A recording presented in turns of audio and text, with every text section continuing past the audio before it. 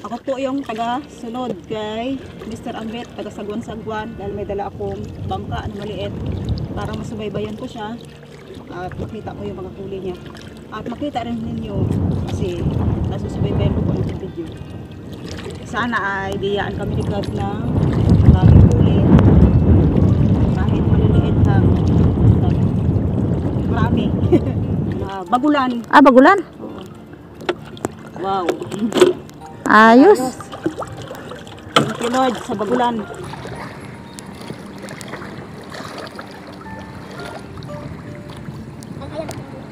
Pusit na maliliit. Itong ganito. Laging nakakahuli si Ambit ng mga ganyang kanilang. Siyempre, lalangoy ka, gabi wala ka namang hawakan o magiging pahinga mo, lalo kung malalim. At siya lang minsan mag-isa, kahit madaling araw. Buwis buhay. So, ano, Buwis buhay. Hindi. Wala siyang matutulungan o mahingaan ng tulong kung anong maging buwan niya sa ano. Kaya pray ko lang kay God, thank you na kahit sa anong buwan ay nakasurvive pa rin si Ambit. Ang ani. Yan. Kaya hindi po basta ang nag-scarfishing. Lalo pag gabi, pag madilim, walang kasama. Ayan, malaking isda na may sungay sa Surahan. sungay sa unahan ng kanyang ulo. Ang tawag po namin dito ay surahan. Ito po ay parang mabuhan-buhangin, pero po ito ay napakataba. Sarap yan. Ihawin lang yan. Ang kanyang bunganga. Buhay na buhay. Pus nga. Ganganga pa.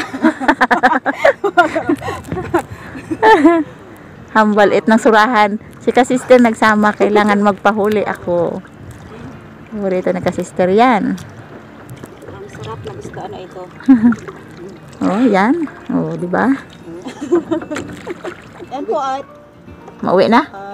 nakakuha na po na medyo malamig na dahil medyo palalim na yung gabi. Sabi ko kay Ambet ay uwi na kami kasi yun po, ang dami na naming nahuli. Talagang makakabili na ang pangangailangan, may ulam pa. Yan. Thank you po sa inyo.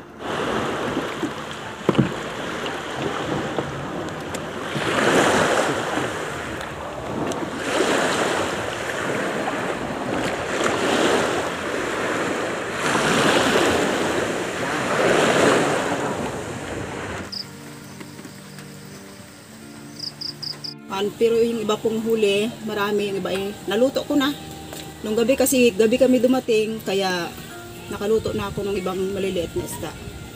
So ito na lang po, yung malaking ito na lang ang lulutuin ko para sa aming tanghalian. Tanggalin po muna yung pinakantinik niya sa gilid. Dahil mahaba talaga yung tinik ng isda na ito. Tsaka po ang kanyang balat ay parang makapal at mabuhangin-buhangin. Pero ito po ay napakataba.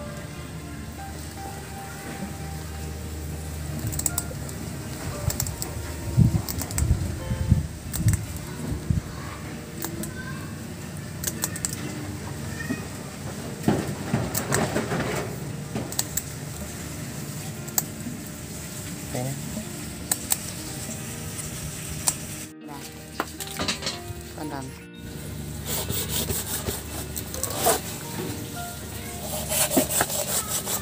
Yan po ang aming tinanim ni Ina.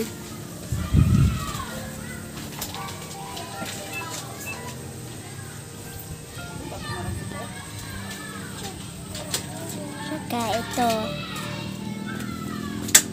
Ito rin po yung kanyang tanim ni Ina. Yan po ang tanim ni Inang mga bulaklak. Dahil tinula po yung luto ko ng isda, magpapakulo ako ng tubig kasama ng sibuyas tsaka kamatis. Halo ko po sa isda ang mura nito dahil masarap po ito para sa akin, masarap siya sa sariwang isda. Yung magulang ay hindi ko na kukunin kasi ito pong gantong klase, yung cable ay seeds lang yung maganda. Po yung bunga ng talong na araw-arawin. Kaya halo ko rin dun sa lulang isda. Kasi ito po ay masarap kapag sa sariwang isda nakahalo. Yan, marami na ang naging bunga ng talong na ito kahit bago lang. Ganito lang talaga kaliliit yung kanyang bunga. Ngayon, kulo na yung pinakulo kong kamatis, sibuyas sa tubig. Ilalagay ko na po yung hiniwang isda.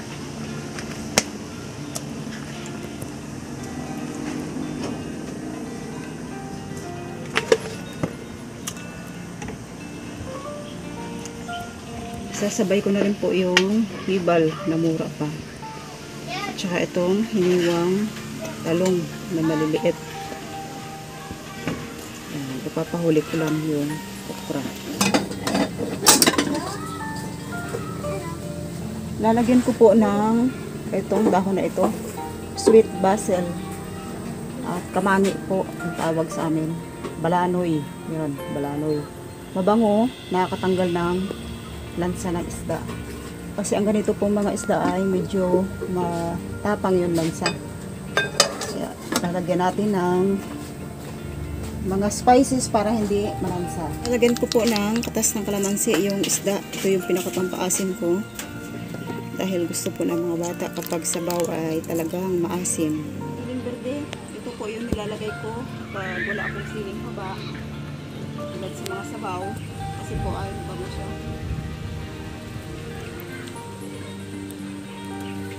Ito po yung pinakapamalit ko sa siling pangsigang.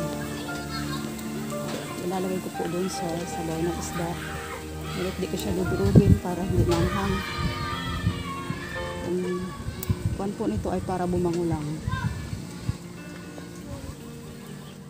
Ayan, dinamik ko, ngunit ito po ay hindi ko dudurugin para hindi manghang. Lalagyan ko na po ng asin.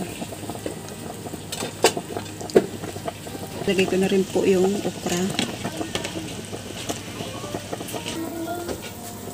Namitas rin po ako ng talbos ng kamuti na kulay violet dun sa likod ng bahay o sa garden ko lang. Lalagyan ko po ng siling native para dagdag pabango.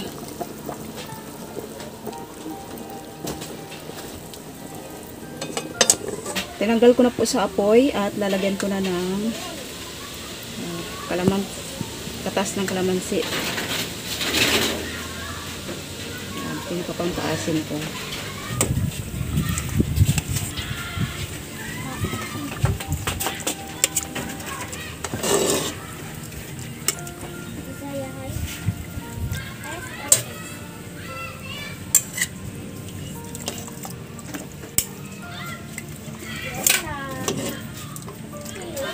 Ayan po, tapos na ako magluto at nakahanda na ako ng aming tanghalian. Kakain na po kami. So, magpipray po ay si Faith. Lord, maraming salamat sa pagkain sa lahat-lahat. Ayan na. Kunti lang na. Wait. Saka. Hindi mo rin naman maubos. Sabay lang.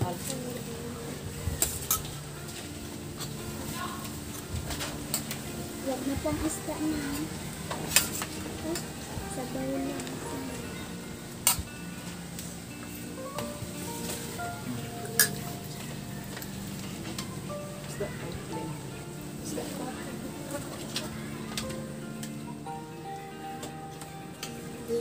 Isda.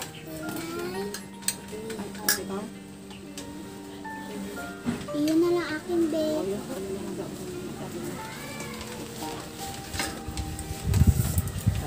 Pagkain isda po.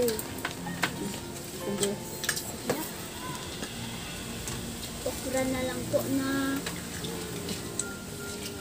Okra daw sa sinabawan. Oo, dito ka sa sapakon ng sito. Yan, dito ka. Ako ang ismili. Sige.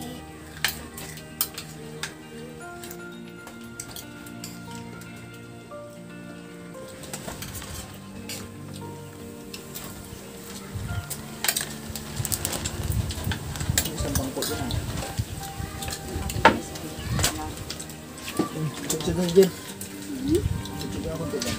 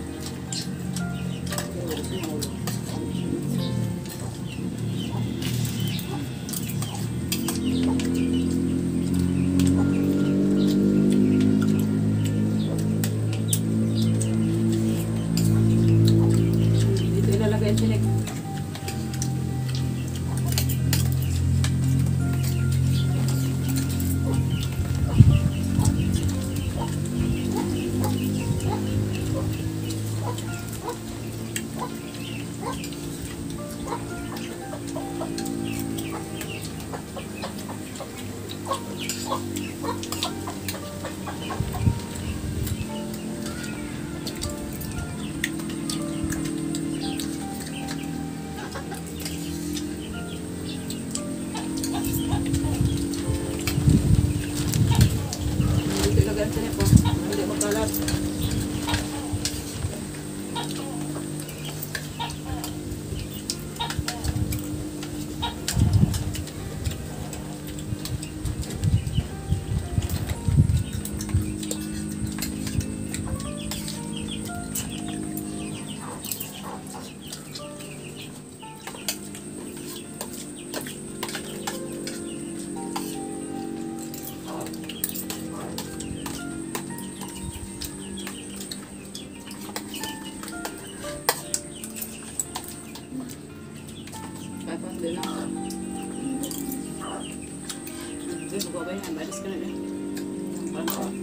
Thank you po sa inyong panonood. Maraming salamat.